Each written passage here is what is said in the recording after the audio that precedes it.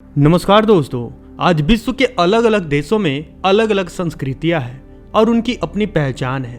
परंतु इन संस्कृतियों पर शोध करने के बाद यह निष्कर्ष निकला है कि सभी देशों संस्कृतियों पर भारतीय हिंदू संस्कृति की छाप अवश्य दिखाई देती है और इन दोनों अलग अलग संस्कृतियों की कहानियों में आश्चर्यकारक रूप से समानता है। चलिए जानते हैं वह कौन सी कहानी है जिससे स्पष्ट होता है कि ग्रीक सभ्यता हिंदू संस्कृति पर आधारित है। Welcome to Vivek story channel. दोस्तों मेरा नाम विवेक तिवारी है। दोस्तों आप लोग तो जानते ही होंगे कि सप्तऋषि 7 तारों का समूह है जिनका उल्लेख वेदों और हिंदू धर्म ग्रंथों में मिलता है। इसी तारों के समूह को हम सप्तऋषि तारा मंडल के नाम से जानते हैं। जैसे हमारे पास इन सप्तऋषियों के सिद्धांत है, वैसे ग्रीक सभ्यता की पौराणिक कथाओं में 7 बहनों का सिद्धांत है जिन्हें प्लियेडेस कहा जाता है। और ठीक हमारे सप्तऋषियों की तरह ही ग्रीक सभ्यता में 7 तारों के समूह के रूप में इनका वर्णन मिलता है। दोस्तों आगे एक और कहानी है कुंतीपुंकर, जिनका जन्म सूर्य देव के दिए हुए कवच के साथ हुआ था।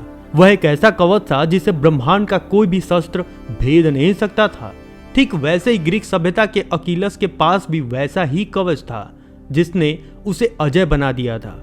इन दोनों योद्धाओं के जीवन में दोनों की माताओं ने युद्ध में भाग लेने से रोका था और एक समानता यह भी है कि युद्ध में दोनों योद्धाओं की मृत्यु के बाद ही युद्ध की दिशा बदल जाती है और युद्ध समाप्त हो जाता है। हम ये सभी जानते हैं कि इंद्र देवताओं के राजा है। ठीक उसी प्रकार ग्रीक सभ्यता में भी ज्यूस भी देवताओं के राजा है। दोनों राजाओं के हथियार भी काफी समानता देखने को मिलती है और दोनों राजा पर्वत पर रहते हैं। इंद्र मेरु पर्वत पर निवास करते हैं जबकि ज्यूस ओलंपस पर्वत पर निवास करते हैं। ऐसे ही एक और कहानी जटाई और संपाति दोनों भाइयों की कहानी बहुत प्रचलित है।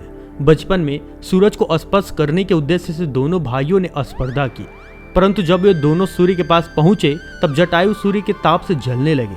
तभी उनके भाई संपाति ने उन्हें अपने पंखों के नीचे सुरक्षित रखा और इस दौरान संपाति के पंख जल गए। ठीक उसी प्रकार ग्रीक पौराणिक कथाओं में हमें डेडलुस और इकारुस की कहानी का वर्णन मिलता है। ये दोनों पिता पुत्र थे और इन दोनों ने ठीक उसी प्रकार उड़ान भरी थी। अपने पुत्र को बचाने के प्रयास में उनके भी पंख जल गए थे।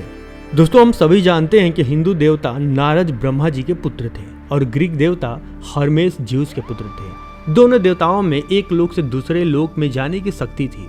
यही नहीं, दोनों के स्वभाव में भी बहुत ही समानता देखने को मिलती है। दोनों ही अपने वाक पटुता से लोगों की दिशा भ्रम करते थे। एक और कहानी काफी प्रचलित है। भारतीय पुराणों में ब्रह्मा विष्णु महेश को त्रिदेव कहा जाता है और इन तीनों देवताओं को अलग अलग संज्ञाएं दी गई है।